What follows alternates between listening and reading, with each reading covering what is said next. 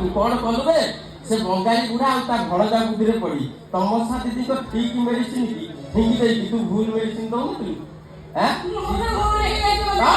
ଦିଦି ଆଦୌ ଭଲ ହଉନଥିଲେ। ବାବୁ ଡାକ୍ତର କତିକି ନେଇକି ଆମ ଦିଦିଙ୍କୁ ଭଲ କରି ଆଣିଲେ।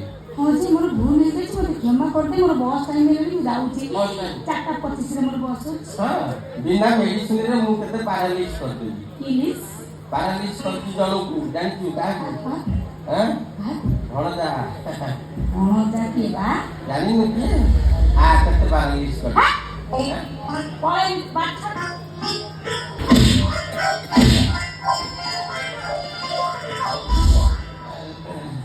ଯୋଉ ଆପଣଙ୍କୁ ମୁଁ ପାରାଲିସ୍ କରିଦେଇଛି ମେଡିସିନ।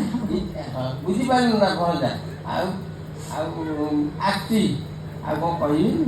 କାନ୍ଦିଲେ ଭାଗ୍ୟର କଥା। 20 ଦିନ ପରେ କଣ କରାଯିବ କହିବି ହଉନି। ମତେ କାହିଁ କେମିତି ଲାଗୁଛି।